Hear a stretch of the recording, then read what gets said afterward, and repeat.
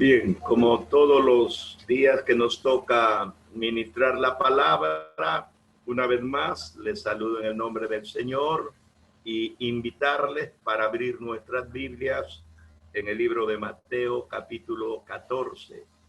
La semana pasada estuvimos leyendo este mismo libro y este mismo capítulo, pero en este gran milagro de Jesús que anda por las aguas y los vientos que eran contrarios.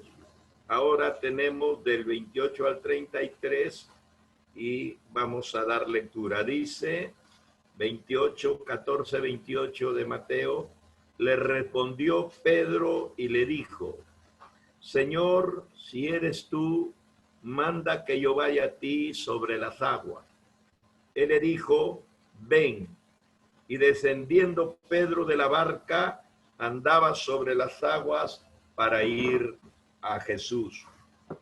Pero al ver el fuerte viento, tuvo miedo y comenzando a hundirse, dio voces diciendo: Señor, sálvame. Al momento Jesús, extendiendo la mano, asió de él y le dijo: hombre de poca fe, ¿por qué dudaste? Y cuando ellos subieron en la barca, se calmó el viento. Entonces los que estaban en la barca vinieron y le adoraron, diciendo: verdaderamente eres hijo de Dios. Esta expresión en los labios de un judío no es lo mismo que la expresión en los labios de cualquier hombre que no pertenezca a este pueblo. Los judíos sabían que verdaderamente Jesús era el Hijo de Dios y participaba de su naturaleza divina. Nosotros lo conocemos como la segunda persona de la Trinidad. Bien, entonces el pensamiento aquí es: Señor, sálvame. Fue la expresión de Pedro: Señor, sálvame. Fue una expresión muy desesperada, pero eso no significa que no fue efectiva. Tampoco significa que no sea recomendable. En el momento de la desesperación y la gran necesidad con peligro de muerte, pues la salvación es lo único que nos puede dar la victoria. Así que el apóstol Pedro, cuando se estaba hundiendo, gritó: Señor, sálvame. En el curso de este pasaje bíblico que hemos dado lectura, o sea, el capítulo 14, que estamos leyendo sobre Jesús anda sobre las aguas, aquí Jesús realiza no un milagro, sino 3 milagros. El primer milagro, que Jesús mismo caminó sobre las aguas. Y esto es lo que dio pie para que se origine el segundo milagro, que fue que cuando Jesús le dijo a Pedro que podría venir tras de él, Pedro también comenzó a caminar sobre las aguas. Y el tercer milagro, inmediatamente que sucedió allí, en el mismo momento, en el mismo lugar, y las mismas personas que están envueltas en esa circunstancia, cuando se calmó la tempestad.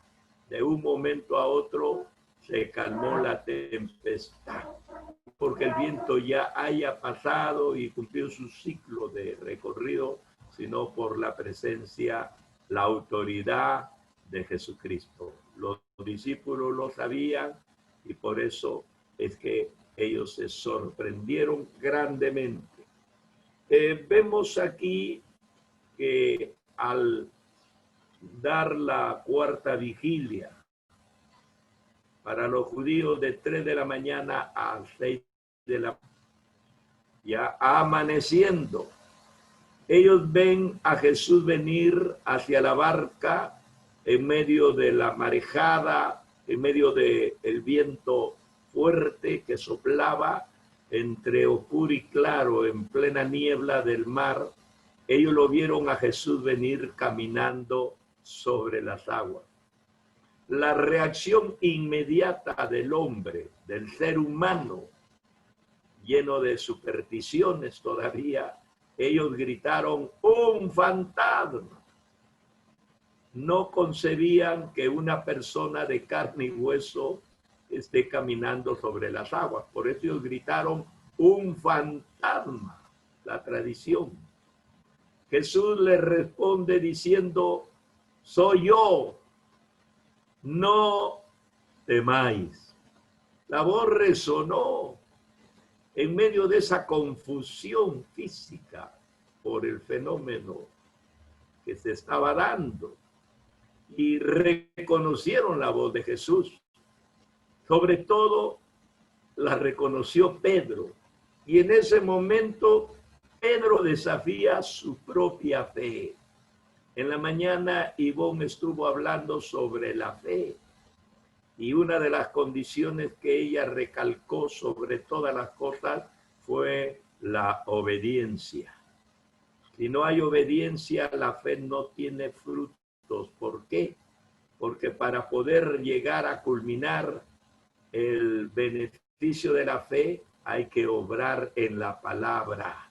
Y ese obrar necesita obediencia a Dios. Entonces, Pedro desafió su fe cuando escuchó la voz autorizada de Jesús. Algunos consideran el pedido de Pedro cuando dijo: Señor, si eres tú, manda que yo vaya a ti, que camine como tú. Si es un fantasma, no me atrevo ni a salir del barco, pero si eres tú, manda que yo vaya a ti sobre las aguas. Algunos pues piensan que esto fue una presunción de parte de Pedro. Fue presuntuoso Pedro, pero el hecho de que Jesús le haya llamado para que camine sobre las aguas indica que no fue así. Cristo no escuchó el clamor de Pedro como una presunción, sino como un deseo de querer ir donde estaba su maestro. Se armó de valor, se armó de fe, y él dijo: si eres tú, Señor, en tu palabra puedo hacer esto. No hay ningún otro pasaje del Nuevo Testamento en el que nos revele más claro el carácter de Pedro mejor que en este. Fue osado, temerario. Podríamos decir que de los 12, él fue el único que reaccionó de una forma inmediata, sin pensarlo, sin valorar lo que estaba pidiendo. Él dijo: si eres tú, manda que yo vaya. Eso demostró el carácter de Pedro. Nos dice aquí en este pasaje 3 cosas sobre el carácter de Pedro. Primeramente, que él actuaba por impulso sin pensar lo que decía o hacía. En parte es bueno, pero no es tan recomendable. Era su debilidad de Pedro al actuar una y otra vez sin darse cuenta de la situación ni calcular el costo. Ese era el carácter de Pedro. Pedro, por ejemplo, ofreció lealtad a Jesús sobre toda prueba.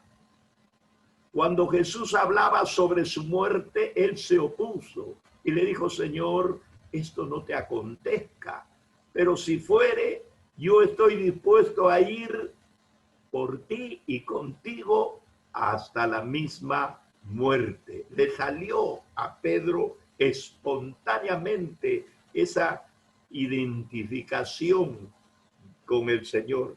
Sin embargo, nosotros sabemos que al poco tiempo nomás Pedro le falló al Señor.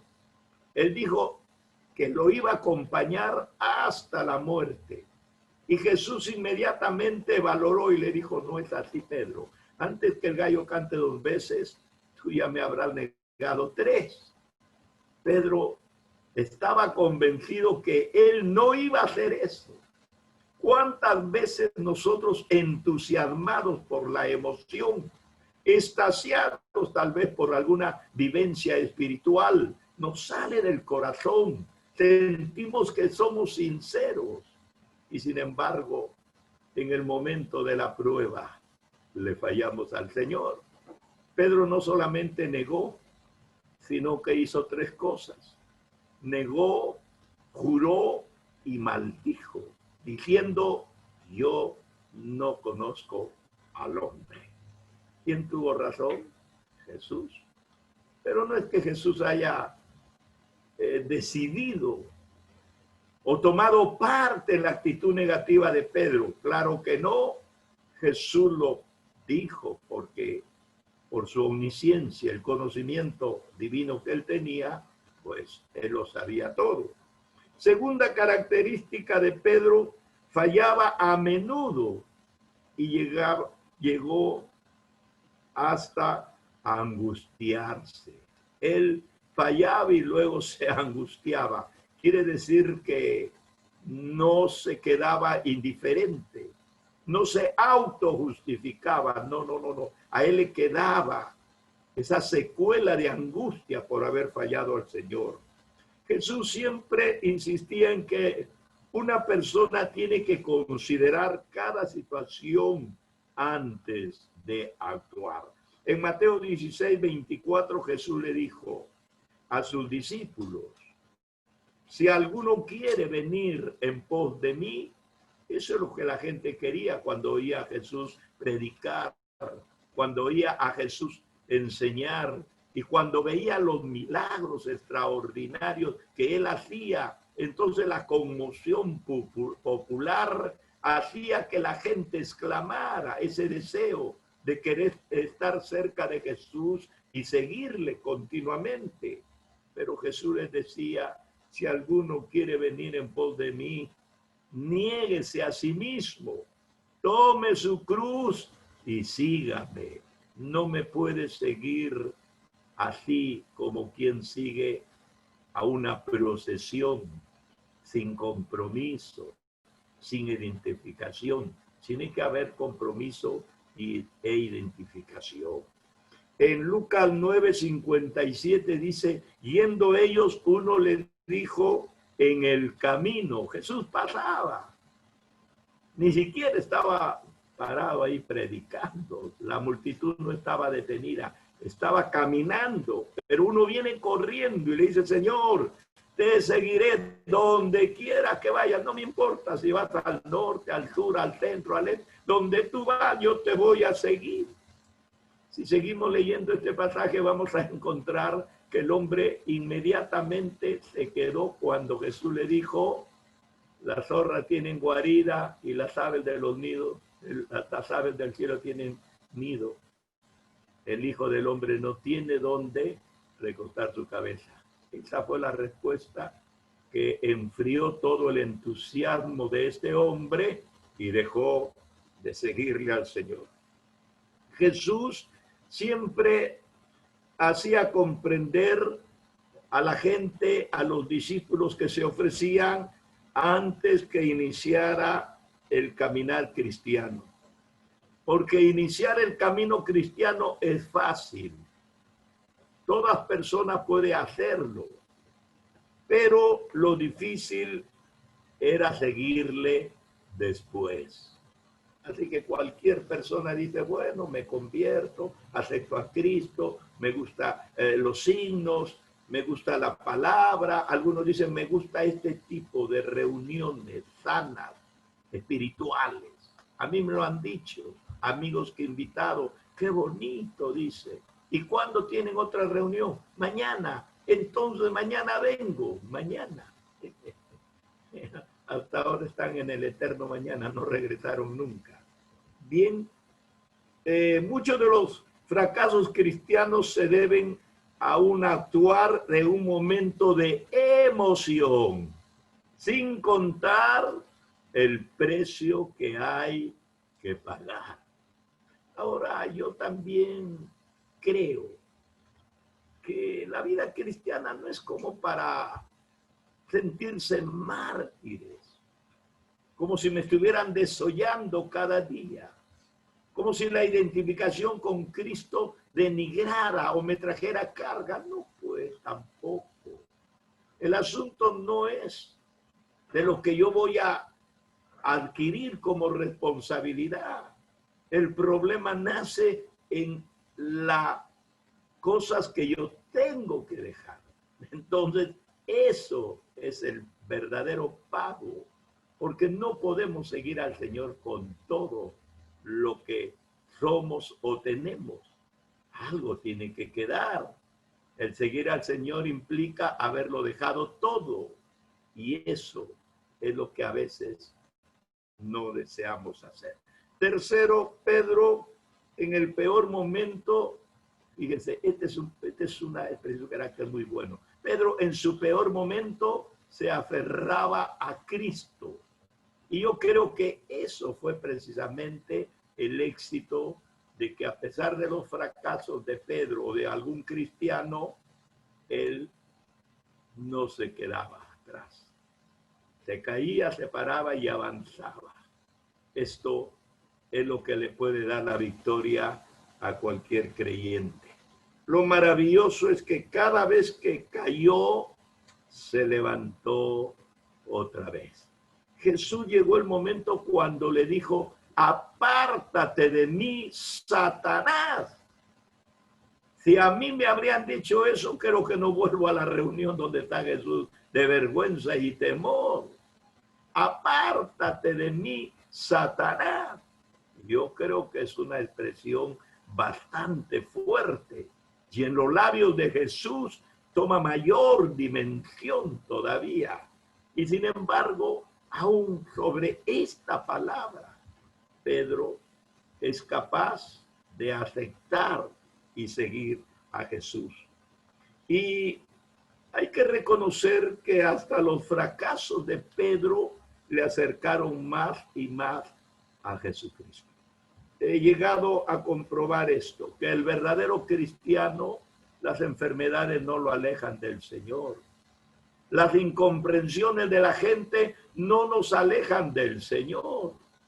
Al verdadero cristiano, la pobreza no nos acerca al Señor. Pedro lo dijo, que nada nos puede separar del amor de Cristo. Por el contrario, el verdadero cristiano, cuando comienza a tener esta clase de problemas, lejos de alejarse, se aferra más a Él.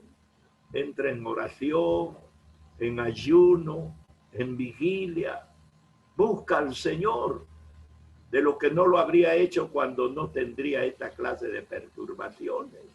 Entonces, Pedro aquí encuentra una forma de que en las situaciones difíciles no se aleja de Cristo, sino se aferra más al Señor. Como se ha dicho muy bien, un santo no es uno que nunca falla, sino que uno que tiene la capacidad de levantarse y sigue adelante cada vez que cae. Los santos también lloran, los santos también caen, pero sobre todo los santos se levantan. Así que los fracasos de Pedro solo le hicieron amar más a Jesucristo cuando él valoró. Cuando Pedro oyó y reconoció la voz de Jesús, se llenó de seguridad y entusiasmo. Y él respondió diciendo: Señor, si eres tú, manda que yo vaya a ti sobre las aguas. ¿Qué está diciendo Pedro? Está seguro. ¿Qué está haciendo Pedro? Entusiasmadamente actuando. Los otros 11 estaban impávidos ahí, llenos de 1000 preguntas. No sabían cómo actuar, pero Pedro sí, emocionado, de pie, dispuesto temerariamente a ir detrás del maestro. Solo esperaba la orden, solo esperaba el llamado del Señor, solo esperaba que Cristo le diga: venga. Y no le importó ni valoró hacia dónde iba. Si Jesús estaba allí donde él le llamaba, pues ahí habría ido él.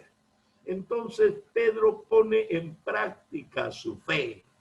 Tan pronto como Jesús le dijo, ven Pedro, descendió de la barca.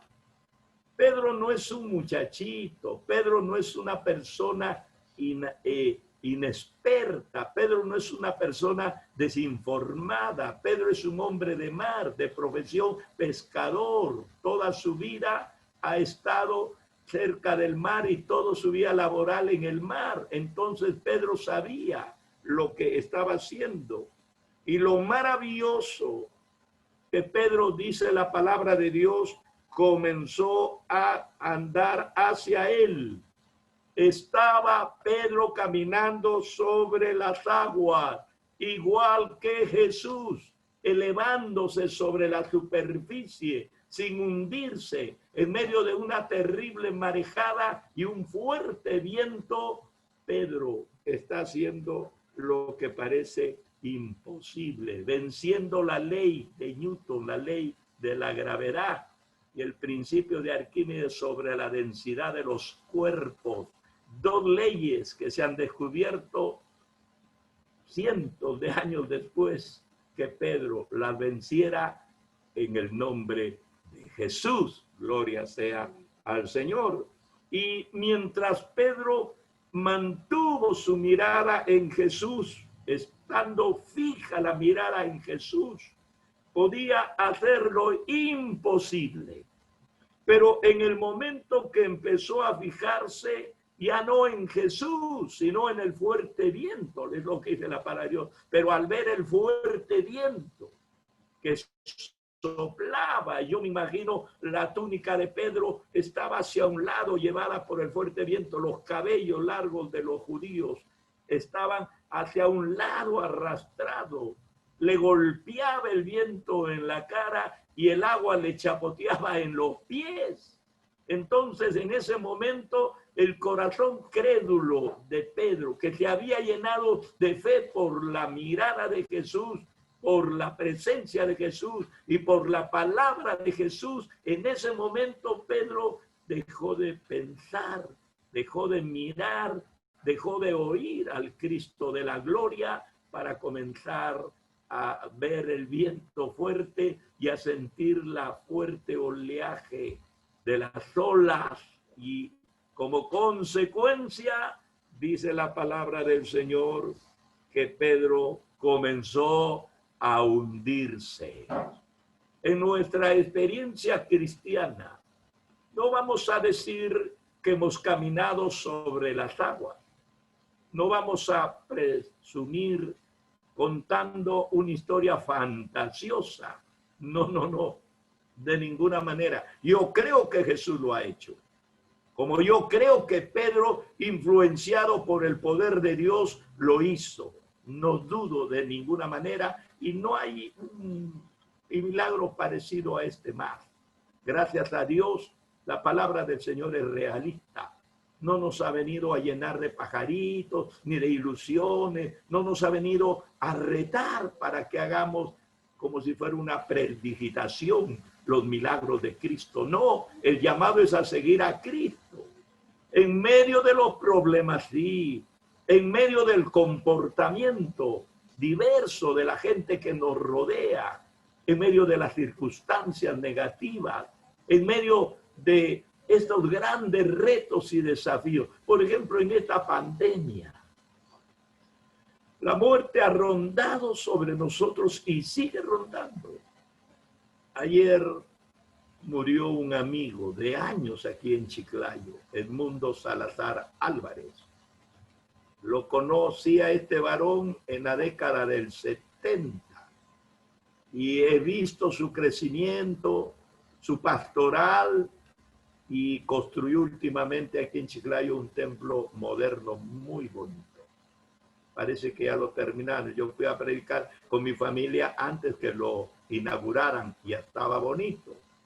Pero alguien me dijo que ya lo habían terminado muy bonito. Ya él trabajó años desde su inicio en esa iglesia y en ese templo. Ayer falleció. Posiblemente lo entierren hoy día. y no estaba un hombre anciano ni decrépito, estaba un hombre fuerte todavía. Personas como él, como usted que me está escuchando. El temor, la influencia colectiva de la gente ha caído sobre nosotros. Hemos tenido miedo, temor, pánico. Pero la diferencia en el pueblo de Dios, porque a mí me han llamado, yo he llamado, y siempre esa palabra de fe en los labios de la persona. Los tiempos son malos, las circunstancias son difíciles, pero la fe de Cristo nos ha sostenido.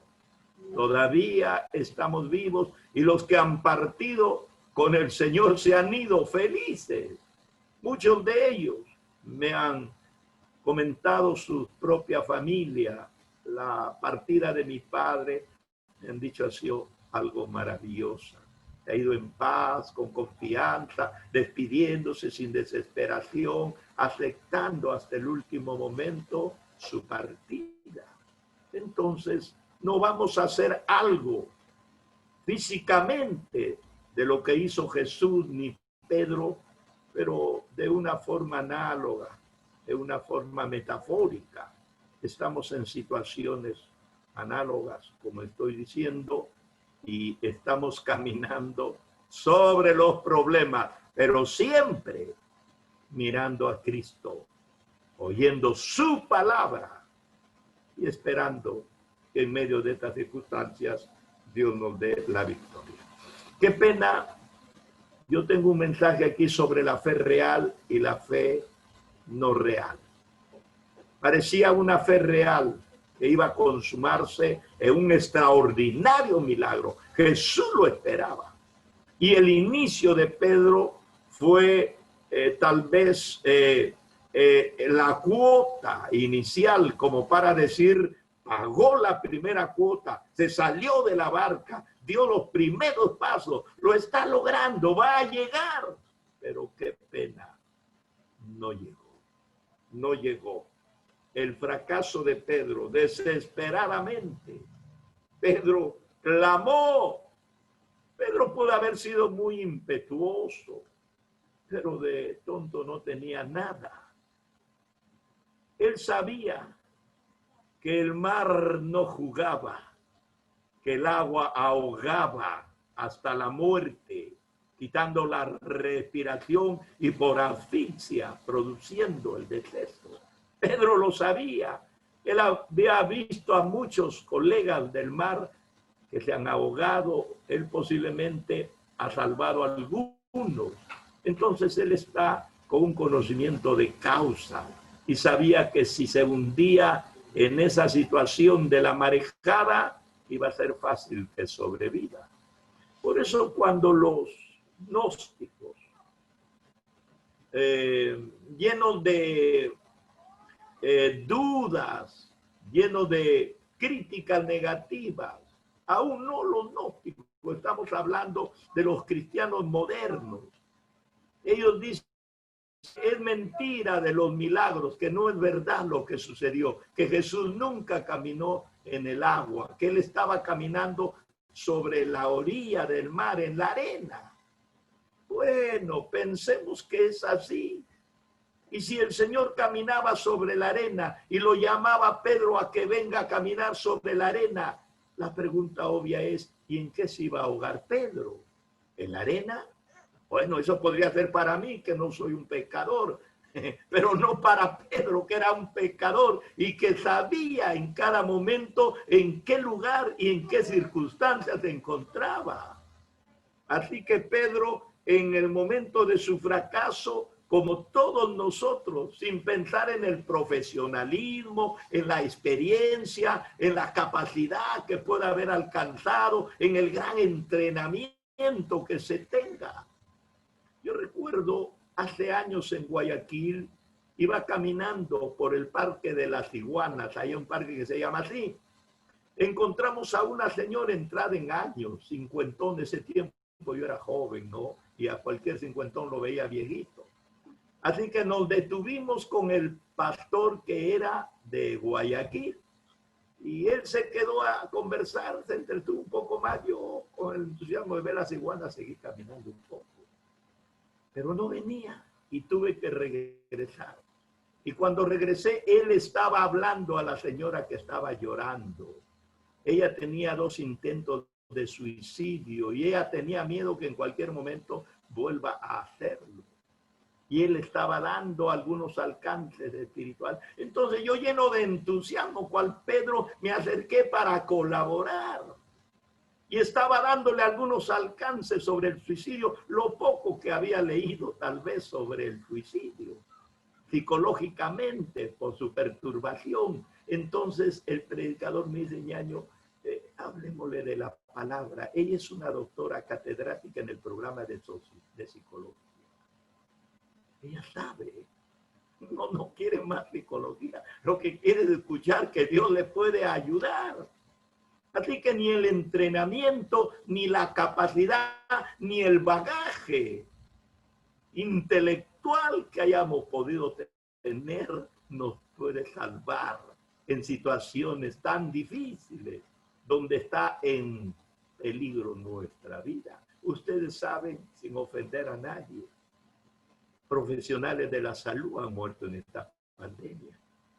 Médicos, doctores. Entonces podemos decir que en estos momentos Pedro actuó de una forma inteligente. Sabía que en estas circunstancias solo Cristo lo podía salvar. Y qué curioso, es curioso, yo lo veo así, porque Jesús no era hombre de mar. Jesús no se había criado a orillas del lago de Galilea. Jesús había vivido y se había criado en Nazaret, una zona montañosa. Ustedes saben que la gente de la sierra, y sin ofender a la sierra, porque bueno, tengo familia y de allá vengo también, no, ellos muchos han venido a curiosear y a conocer el mar por primera vez en su vida, y algunos han exclamado: ¡qué río para tan grande! Algunos han llevado su ropa a lavar pensando que es un agua que puedan utilizarlo. Es un descubrimiento. Pues me imagino que Jesús no era un hombre versado humanamente en ese lago, en ese mar, pero Pedro sí. Y lo curioso es que el hombre de mar le pide al carpintero que lo salve. Y si a eso sumamos el gnosticismo, la incapacidad para creer de que Pedro estaba en la arena, ¿cómo podemos catalogar a un hombre de mar que se está ahogando en la arena y pidiéndole a un carpintero que lo salve en la arena? Bueno, yo creo que es más ridículo pensar esto que pensar que Jesús lo ha salvado en medio del mar. Así que Pedro exclamó: Señor, sálvame.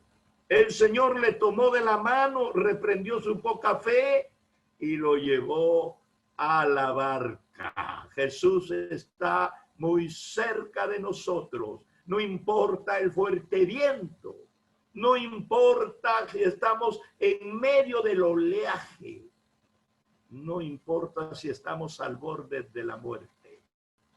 Él tiene poder y dominio sobre toda circunstancia. Lo tomó de la mano, lo levantó y lo llevó a la barca.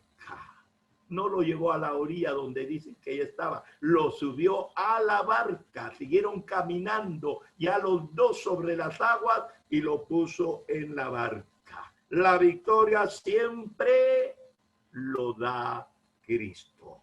Tan pronto como Jesús subió a la barca, dice la palabra del Señor, el viento se calmó. El viento se calmó. Nosotros tenemos en la palabra un pequeño problema, el espacio-tiempo. La palabra inmediatamente cambia. Dice, el viento se calmó. Nosotros no sabemos exactamente qué hizo Cristo o qué dijo, porque Cristo trataba a los vientos y al mar con la misma palabra de dominio que trataba a los demonios en las personas. La misma palabra que echaba a los demonios de los cuerpos de las personas era la misma palabra que calmaba los vientos y calmaba el mar. Cristo los trataba con el mismo idioma y con la misma autoridad y con la misma seguridad de que le van a obedecer. Gloria sea al Señor. Entonces dice la palabra de Dios, tuvo lugar una reunión de adoración en la barca. ¿Qué hicieron los apóstoles? En ese momento de desesperación entraron a un momento de adoración. Y esto es lo que verdaderamente debe ser colorario de toda nuestra angustia, de toda nuestra búsqueda en las circunstancias de la vida. Cuando sentimos la presencia de Dios, el adorar, el alabar, el escuchar, cuando viene la paz, la tranquilidad, cuando viene la calma, las tempestades, parece que se aquietó el mar y los vientos también. Entonces lo único que puede y debe quedar en nuestro corazón, reconocer el poder, la autoridad del Dios que nos ha salvado en Cristo Jesús. Ellos comenzaron a adorarle y reconocieron diciéndole, verdaderamente eres Hijo de Dios.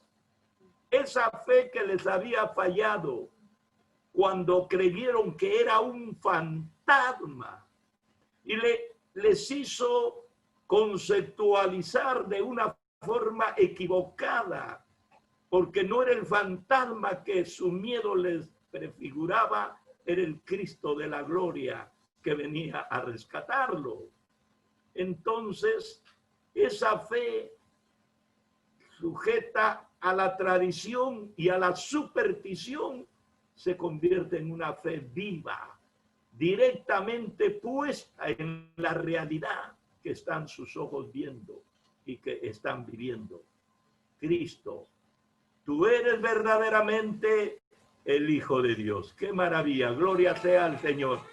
Muchas de las personas que se han sanado, muchas de las personas que han pasado por este momento transido de la angustia, de la agonía, de la muerte, y han sobrevivido, han quedado impactados. Yo tengo la vivencia de muchos amigos que luego me han llamado confirmando su fe. Dios mío, gracias Señor. Ojalá que después de esta pandemia nuestra fe se clarifique más y se centre y se fije en quién es el autor y consumador de la fe. La vida cristiana es lo mismo. Estoy terminando este mensaje. La vida cristiana es lo mismo que andar sobre las aguas. Es humanamente imposible. Me dijo una señora devolviéndome la Biblia. Yo le dije, ¿para qué me devuelve esa Biblia? No es mía, es suya.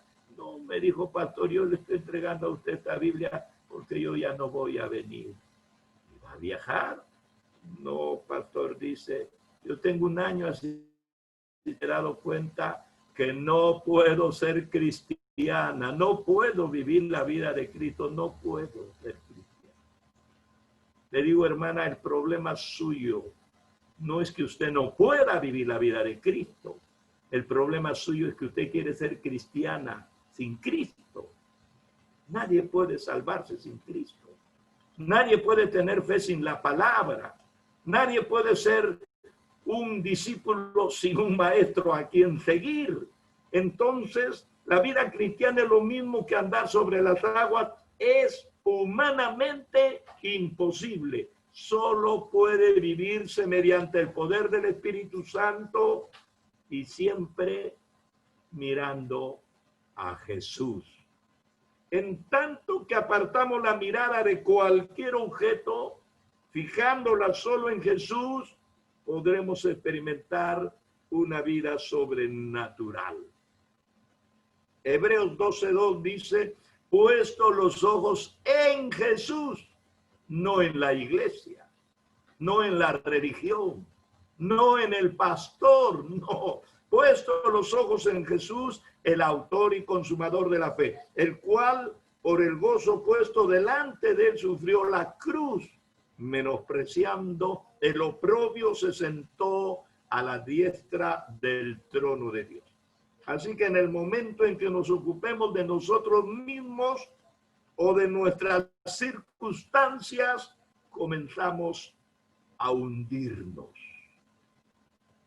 Pero en ese momento yo le aconsejo que clame a Dios pidiendo salvación, que clame a Cristo pidiendo restauración y que clame a Dios por una capacitación divina, por la presencia de la tercera persona de la Trinidad. Si usted hace esto, como el sálvame de Pedro, surtirá efecto y el Señor extenderá su mano y el Señor nos salvará.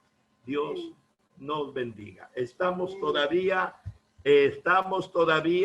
en situación de riesgo. El problema de esta pandemia, está bien que se ha quietado como un toro bravo, parece que se cansó y está ahí jadeando, pero no se ha terminado totalmente.